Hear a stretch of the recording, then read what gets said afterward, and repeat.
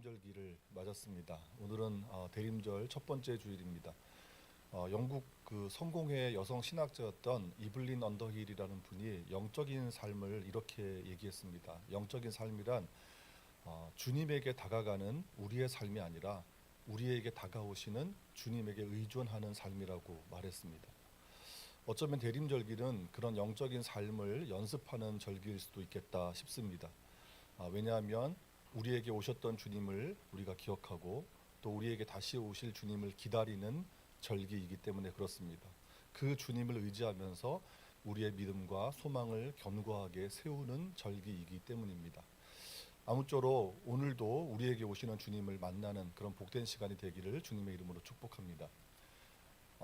우리에게 그 상록수라고 하는 소설로 잘 알려진 시문이라는 작가가 있습니다. 이 시문이라는 작가는 1901년 서울에서 태어나서 1936년 36살 나이로 일찍 세상을 떠난 사람입니다. 그 사람은 아주 훌륭한 작가이기도 했지만 사실은 그 3.1운동 즈음부터 독립운동에 참여해서 끝까지 변절하지 않았던 항일 투사이기도 했습니다. 이 시문이라는 작가가 1930년에 이제 그날이 오면이라고 하는 시를 발표했는데 당시에는 일제의 검열 때문에 이게 시집으로 이렇게 엮어서 출간되지는 못해서 사람들이 알지는 못했는데 이제 해방이 되고 나서 1949년이 되어서야 그 시문의 그날이 오면이라는 시가 세상에 알려지게 되었습니다. 그날이 오면이라고 하는 시는 아마 여기 앉아 계신 분들은 다 잘 아실 겁니다. 저도 학창 시절에 교과서에 이제 실려 있었던 시였고 또 국어 문제 풀다 보면 이 시 지문으로 자주 등장했던 시이기 때문에 여러분들이 잘 아시리라고 생각합니다. 그 그날이 오면이라고 하는 시에 보면 그 이제 식민지 시대를 살았던 시인이 얼마나 조국의 그 독립과 해방을 염원했는지 우리가 충분히 느낄 수가 있죠. 그 시에 보면 이제 해방이 되면 그날이 오면 삼각산이 더덩실 춤을 출 것 같고 또 한강물이 용솟음 칠 것 같다고 그렇게 시에서 표현합니다. 그리고 정말 그날 그렇게 바라는 그날이 자기가 죽기 전에 오기만 한다면 두개골이 부서져도 자기 머리로 까마귀처럼 자기 머리로 보신각종을 울리겠다 그렇게 표현하죠. 또 그날이 오기만 한다면 자기 몸에 가죽을 벗겨서 그것을 이 북으로 만들어서 그것을 들쳐매고 그 환희의 행렬에 앞장서겠다 그렇게 표현하기까지 합니다. 식민지 시대를 살았던 시인 얼마나 조국의 해방을 염원했는지 우리가 그 시에서 충분히 느낄 수 있죠. 그 3.1운동으로 이렇게 옥고를 치를 때 이런 일화가 있습니다. 그 어머니가 3.1운동이 이제 1919년이니까 이제 시문도 뭐 19, 20 아주 젊은 나이였잖아요. 그러니까 걱정하는 어머니에게 시문이 그렇게 얘기를 했다고 합니다. 어머니 조금도 걱정하지 마세요. 저는 어머니보다 더 큰 어머니 이 조국을 위해서 한 몸을 바치려는 이 땅의 사나이입니다. 그렇게 얘기했다는 일화가 있습니다.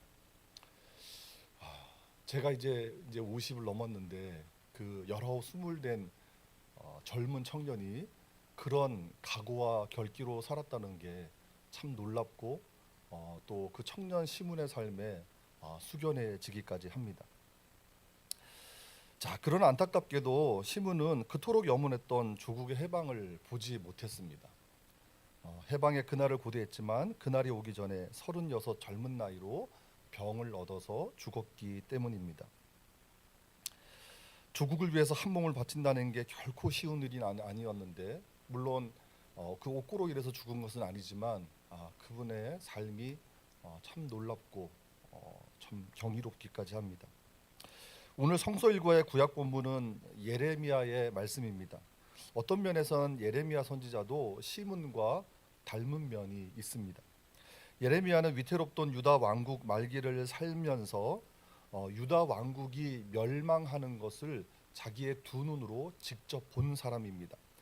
하나님의 부르심을 받고 예루살렘의 회복을 위해서 자신의 온몸을 바친 인생이었지만 시문처럼 그토록 바라던 해방의 그날 예루살렘 회복의 그날은 직접 보지 못했습니다. 오히려 삶에서 겪을 수 있는 모든 종류의 고난을 온몸으로 받아낸 아주 기구한 인생을 살았던 사람이 바로 예레미야입니다. 예레미야가 살던 시대에 유다 왕국은 정말 비참한 상황이었습니다. 예레미야는 요시야 왕이 통치하던 13년째 되는 해에 선지자로 부름을 받았습니다. 여러분 아시겠지만 유다 왕국이 거의 이제 하나님께 멀어지고 불순종의 그런 삶을 살아갈 때 요시야라는 왕이 등장하면서 잠깐 유다에게 희망이 있었죠. 그러나 그 요시야가 이제 애굽과의 전투, 무기또 전투라고 하는데 그 전투에서 전사를 하고 나서 그 이후에 유다 왕국은 급격하게 쇠퇴하기 시작합니다. 요시야가 죽은 지 20년 만에 바벨론 느부갓네살에 의해서 예루살렘이 함락이 되죠. 그리고 예루살렘 성전도 파괴가 됩니다.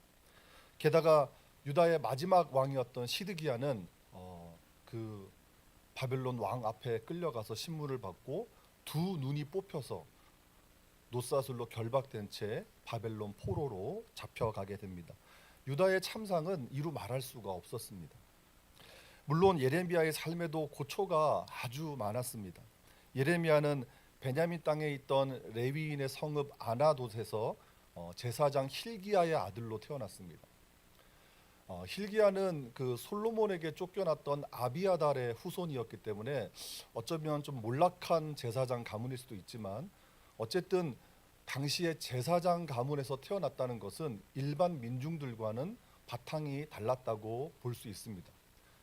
그러나 예레미야는 그런 제사장의 기득권은 고사하고 그 삶이 참으로 고통스러운 삶이었습니다. 자신이 예레미야 20장 18절에 자기 자신의 삶을 표현하는 대목이 있는데 자기의 삶은 고생과 슬픔을 보는 삶이었다. 그렇게 예레미야가 고백하는데 정말 그런 삶이었습니다. 하나님의 부르심에 순종한 대가로 삶이 순탄치 않았다는 이야기입니다. 예레미야는 결혼을 할 수 없었습니다. 결혼을 할 수 없었기 때문에 당연히 자녀가 없었습니다. 여러분 잘 아시는 호세아라는 선지자가 자신의 의지와는 상관없이 음란한 여인 고멜을 자기 아내로 맞이했던 것처럼 예레미야도 자신의 의지와는 상관없이 결혼을 금지당했습니다. 하나님께서 심판의 메시지를 예레미야의 삶을 통해서 보여주시려고 했기 때문입니다.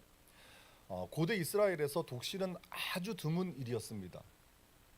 심지어 히브리어에서 독신을 표현하는 단어조차 없다고 합니다. 그만큼 낯설고 이상한 것이었습니다. 그래서 독신으로 누군가 살아간다는 건 저 사람은 하나님의 심판을 받았구나 라고 생각할 정도입니다. 따라서 예레미야가 독신으로 살았다는 것은, 그렇게 결혼을 금지당하고 독신으로 살았다는 것은 하나님께서 이스라엘을 심판하시겠다는 것을 예레미야의 삶을 통해서 보여주신 거죠. 호세아가 음란한 아내 고멜을 맞이한 것은 어떤 겁니까? 이스라엘 백성이 그러니까 영적으로 음란한 백성이지만 그럼에도 불구하고 내가 너희들을 다시 살리겠다, 너희들을 버리지 않겠다라고 하는 메시지를 호세의 삶을 통해서 보여준 것처럼 예레미야의 삶을 통해서 하나님의 심판을 보여주시려고 했던 거죠. 말하자면 예레미야는 하나님의 뜻에 따라 자기의 삶을 제한당한 것입니다. 누구나 자기의 삶을 자기 뜻대로 살고자 하는 마음이 있지 않겠습니까? 그런데 그런 삶을 살지 못했다는 거죠. 예레미야는 당시 사회의 중심부에서 밀려나서 철저하게 주변인으로 살아야만 했습니다. 그는 고향 사람들로부터 살해 위협을 받기도 했고, 또 성전의 총감독이었던 임멜의 아들 바수르에게 폭행을 당하고 또 착고에 채워진 채 성전 어딘가에 갇혀 지내기도 했습니다. 뿐만 아니라 여호야김이 즉위할 때에는 성전에서 행했던 설교 때문에 사형을 당할 뻔도 했습니다. 그가 예루살렘 성전 앞에서 설교를 했는데 어떻게 설교했냐면, 이스라엘 사람들이, 유다 사람들이 그 예루살렘 성전을 어떻게 생각하는지 아시잖아요. 그런데 이 예루살렘 성전이 실로같이 될 것이고, 그리고 예루살렘 성읍은 모든 세계 민족의 저주거리가 될 것이라는 심판의 메시지를 선포했습니다. 그 말을 듣고 당시 왕이었던 여호야김이 예레미야를 죽이려고 했었죠.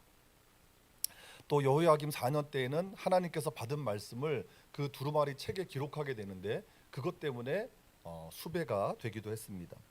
또 시드기야가 통치할 때는 바벨론의 앞잡이로 오해를 받아서 사람들에게 또 끌려가서 매를 맞기도 했습니다. 그리고 요나단의 그 당시 서기관 요나단의 집에 있던 그 감옥에 지하 감옥에 수감되기도 했죠.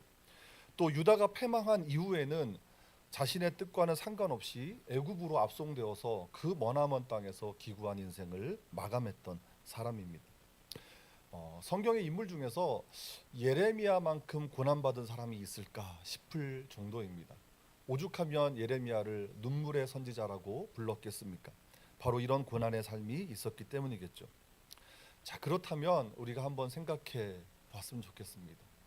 그 당시 그런 비극적인 상황에서 그렇게 비극적인 삶을 살았던 예레미야에게 어떤 소망이 있었을까요?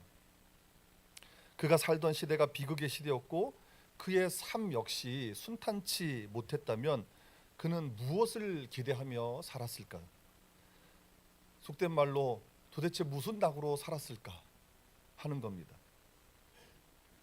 우리가 성경을 통해서 짐작할 수 있는 것은 예레미야가 예루살렘의 회복을 위해서 살았다는 사실입니다. 마치 시므니 그 젊은 청년 시므니 조국의 해방을 그렇게 염원했던 것처럼 예레미야도 하나님 나라의 소망을 가지고 예루살렘의 회복을 간절히 바라며 살았다는 거죠.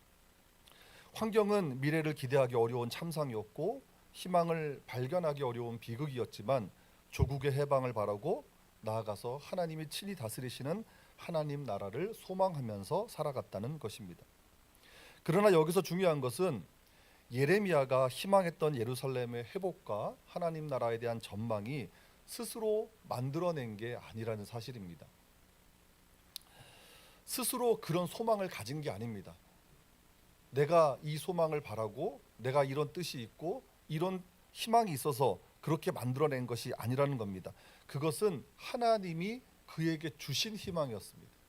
그가 그런 소망으로 살았는데 그 소망은 하나님이 그에게 주신 소망이었습니다. 스스로 만들어낸 게 아니었습니다. 왜냐하면 하나님의 선한 말씀이 그에게 임했기 때문입니다. 그 선한 말씀이 예레미야를 흔들리지 않도록 붙들어 주었고 절망적인 상황을 이겨낼 수 있도록 만들어 주었습니다. 그리고 무엇보다도 그 선한 말씀이 그 어려운 상황에서도 그 힘든 상황에서도 그렇게 고초를 겪고 있는 삶에서도 흔들리지 않도록 그를 위로해 주었고 그에게 소망을 주었다는 사실입니다. 우리가 예레미야 33장 14절로 16절의 말씀을 읽었는데 사실 오늘 본문은 예레미야 23장 5절과 6절에서 한번 선포되었던 말씀입니다. 자, 예레미야 23장 5절과 6절의 말씀을 한번 찾아보시겠습니까? 예레미야 23장 5절과 6절의 말씀입니다. 이렇게 말씀합니다. 여호와의 말씀이니라 보라 때가 이르리니 내가 다윗에게 한 의로운 가지를 일으킬 것이라 그가 왕이 되어 지혜롭게 다스리며 세상에서 정의와 공의를 행할 것이라 그의 날에 유다는 구원을 받겠고 이스라엘은 평안히 살 것이며 그의 이름은 여호와 우리의 공이라 일컬음을 받으리라. 다시 예레미야 33장 14절로 16절을 한번 다시 펼치시길 바랍니다. 오늘 본문 14절에서 뭐라고 말씀합니까?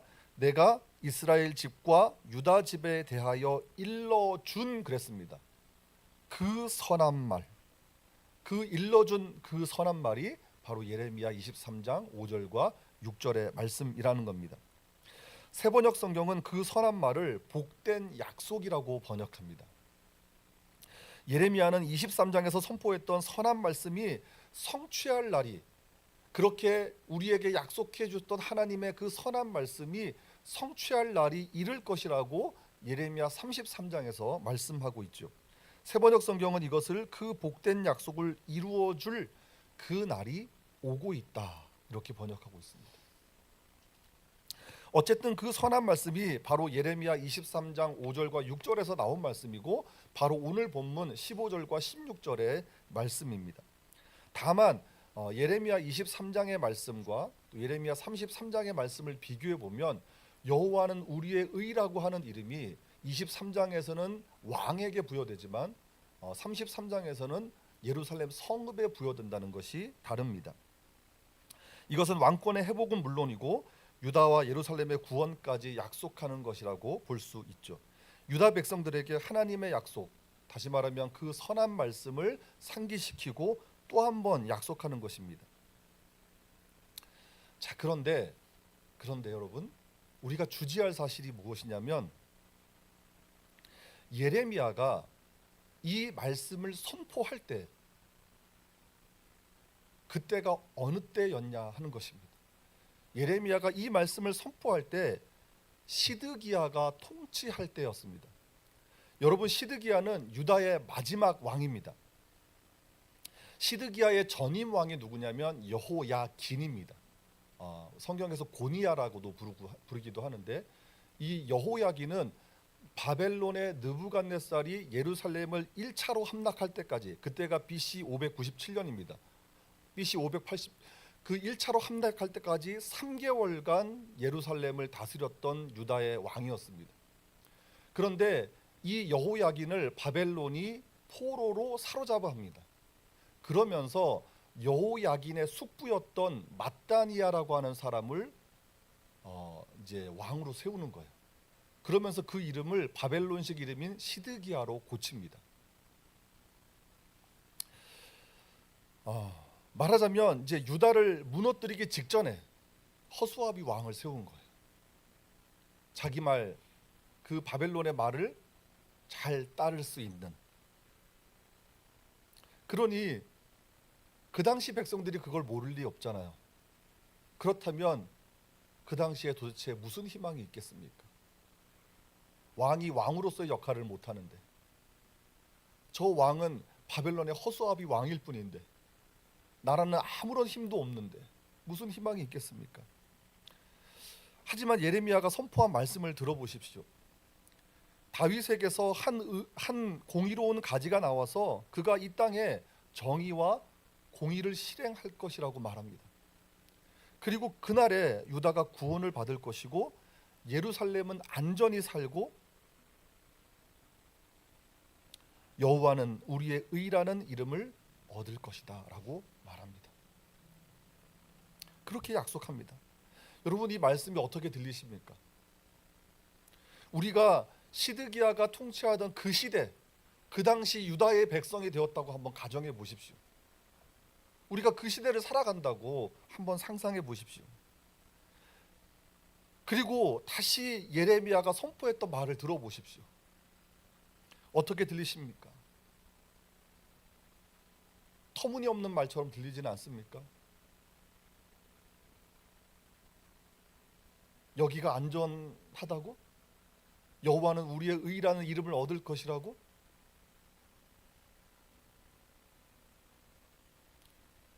지금 예레미야가 선포한 말씀은 다윗의 가지에서 나온 시드기야가 유다의 마지막 왕일 때 선포한 말씀입니다. 다윗에게서 한 공의로운 가지가 나타날 것이라고 했는데 시드기야도 다윗의 혈통에서 난 사람 아닙니까?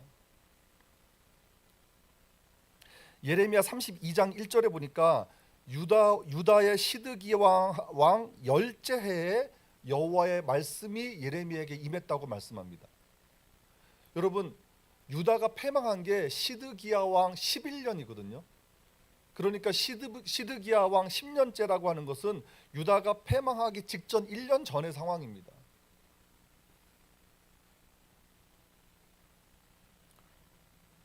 유다가 패망하기 직전에 하나님의 말씀이 예레미야에게 임했어요. 그것은 구원의 말씀이었고 회복의 말씀이었고 살리시겠다는 말씀이에요. 세상 어디를 봐도 구원될 것 같지 않고 우리가 살아날 것 같지 않고 회복될 것 같지 않은 상황이에요. 절망의 나락에 있을 때 구원의 말씀이 임한 겁니다. 당시 상황을 한번 정리해 보겠습니다. 시드기야는 바벨론에 의해서 허수아비 왕으로 세워져 있습니다. 어리석은 백성들도 다 알 수 있는, 충분히 인지할 수 있는 사실입니다. 아직 1년 뒤에 일이 되겠지만 시드기야는 바벨론 왕 앞으로 끌려가서 두 눈이 뽑힐 거예요. 그리고 바벨론 포로로 잡혀갈 거예요. 유다의 견고한 성벽은 이미 무너져 내렸습니다. 하나님의 임재를 상징했던 성전은 파괴되었습니다. 왕궁은 불살라 없어질 것입니다. 왕궁의 보물은 이미 모조리 다 빼앗긴 상태입니다. 열왕기하 24장 14절에 보니까 모든 백성들은 포로로 잡혀가서 그 땅에 비천한 자 외에는 남은 자가 없다고 말씀합니다. 그래도 똑똑하고 그래도 생각이 있을 것 같고 그래도 뭔가 유력한 사람들은 다 포로로 잡혀가고 보잘것없는 사람들, 비천한 사람들만 그 땅에 남겨놓은 것이 바벨론의 정책이었습니다. 이제 비참한 상황이 그 당시의 현실이었고 완전히 멸망하는 것이 바로 코앞인 그런 사실입니다. 그런데 바로 이런 상황에서 예레미야가 희망을 선포하고 있는 거예요. 여러분, 예레미야서를 한번 읽어보십시오. 예레미야가 시드기야 통치 때 바벨론의 앞잡이로 몰렸다는 것은 무엇입니까? 예루살렘의 멸망을, 예루살렘의 패망을 선포했거든요. 거짓 선지자 하나니야가 그렇지 않다, 우리는 평안할 것이다 라고 했을 때 예레미야는 아니라고 했습니다. 우리가 패망할 것이라고. 그러니 바벨론에 우리가 순응해야 된다고 얘기했습니다. 그러니 당연히 바벨론 앞잡이로 몰릴 수밖에 없었죠. 유다가 그나마 명맥을 유지할 때 예레미야는 그런 예루살렘 사람들의 희망을 꺾어버렸어요. 왜냐하면 하나님께서 그런 심판의 메시지를 전하라고 하셨기 때문입니다.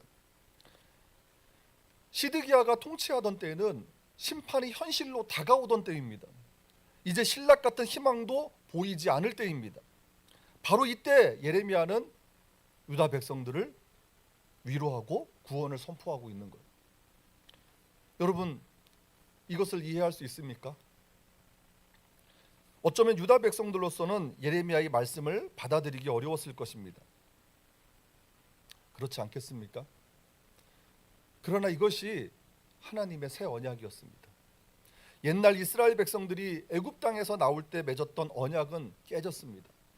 이스라엘의 불신앙, 이스라엘의 불순종으로 그 언약은 파기되었습니다. 예레미야 33장 5절을 한번 찾아보십시오. 뭐라고 말씀합니까? 나의 노여움과 분함으로 그들을 죽이고 그들의 시체로 이 성을 채우게 하였나니. 하나님께서 유다 백성들을 죽였다고 말씀합니다. 하나님이 당신이 사랑하는 백성, 당신이 선택한 백성, 당신이 아끼는 백성, 그 백성을 당신의 손으로 죽였다고 말씀하십니다. 왜요? 이스라엘의 악행, 유다의 악행으로 말미암아 하나님께서 당신의 얼굴을 가리시고 그들을 돌보지 않으셨다고 말씀하는 거예요. 이것이 하나님의 심판이었습니다. 하지만 6절과 7절의 말씀을 이어서 보십시오. 하나님께서 이 성읍을 치료하시고 고쳐서 낫게 하신다고 말씀합니다. 그래서 유다와 이스라엘을 처음과 같이 다시 세울 것이라고 약속합니다. 여러분, 어떻게 하면 유다와 이스라엘 민족이 다시 처음과 같이 세워질 수 있습니까?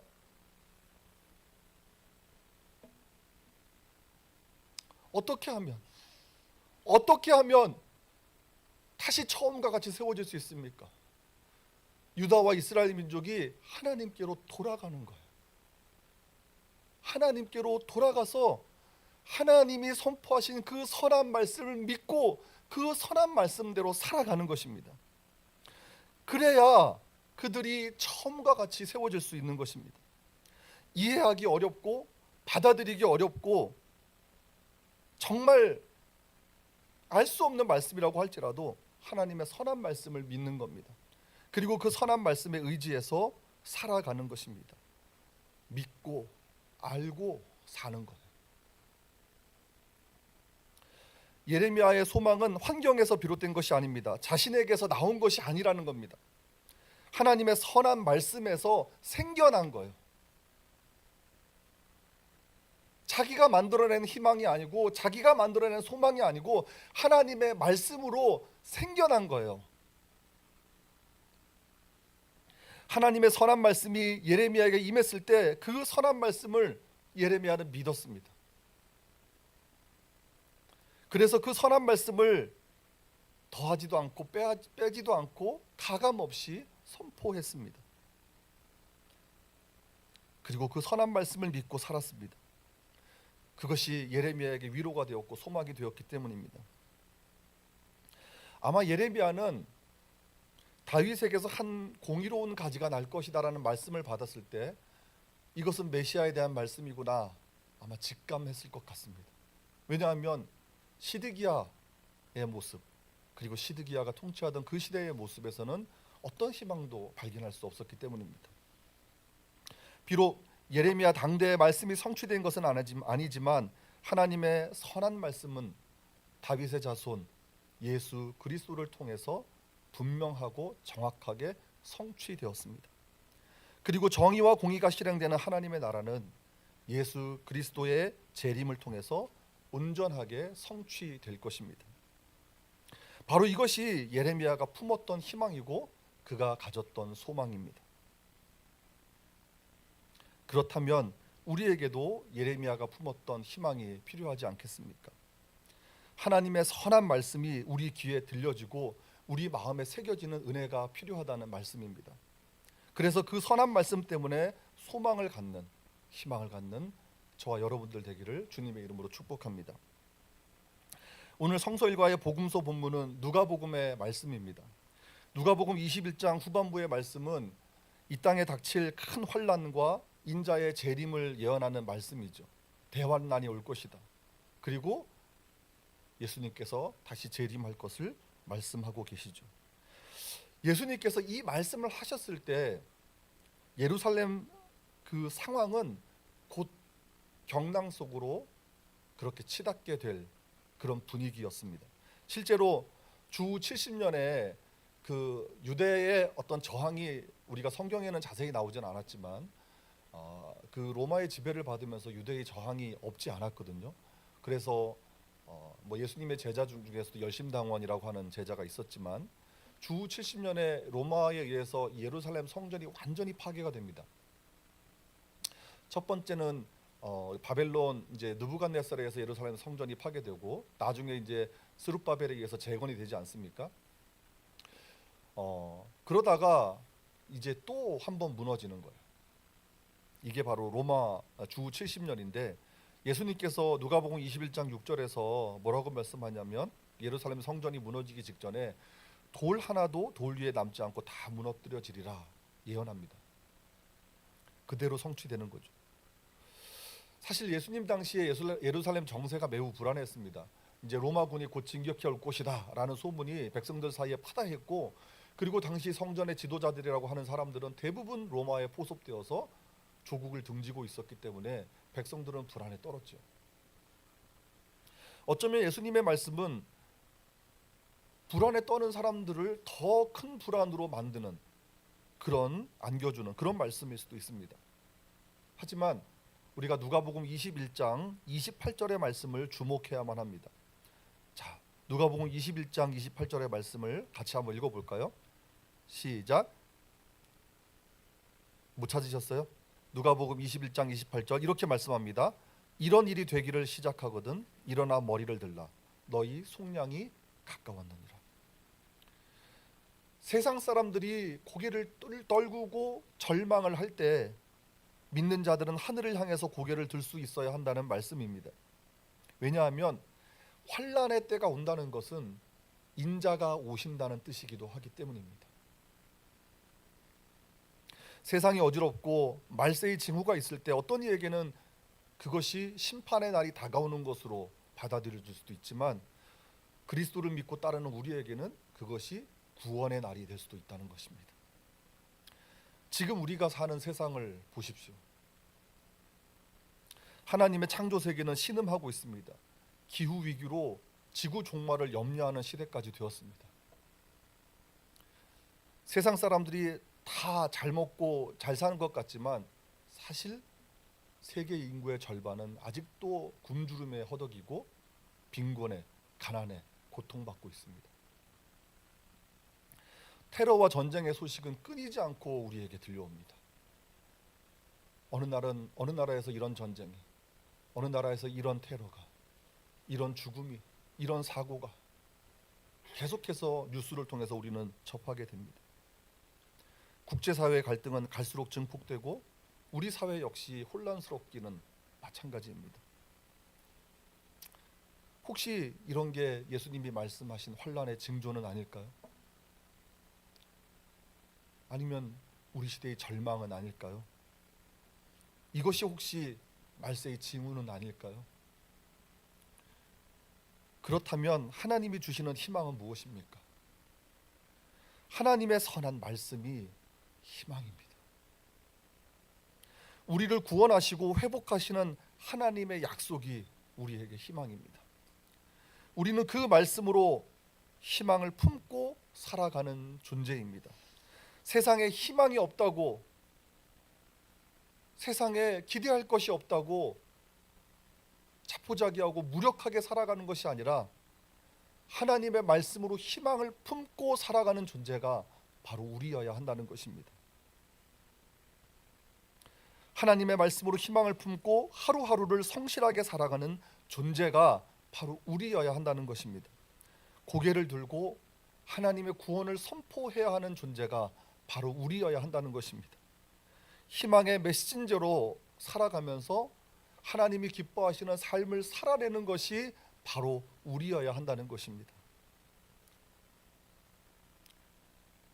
오늘 우리에게 주신 하나님의 약속이 있을 것입니다. 예레미야에게 하나님께서 약속을 주셨듯이 그렇게 하루하루 하나님이 기뻐하시는 삶을 살아가는 우리에게 하나님이 주시는 약속이 있을 것입니다. 그 하나님의 약속을 믿고 오늘도 내일도 신실하게 살아가시는 저와 여러분들 되기를 주님의 이름으로 축복합니다. 이것이 대림절 첫 번째 주일에 우리에게 주시는 하나님의 말씀입니다. 이제 우리 함께 찬양하기를 원합니다. 우리가 이 땅에 오직이라고 하는 찬양 할 텐데, 이 땅에 오직 주님밖에 없습니다. 우리에게 소망을 주실 분, 우리에게 선한 말씀을 들려주실 분, 우리를 구원하시고 우리를 회복하실 분이 주님밖에 없습니다. 그리고 그것을 믿고 또 그것을 고백하며 함께 이 찬양 드렸으면 좋겠습니다.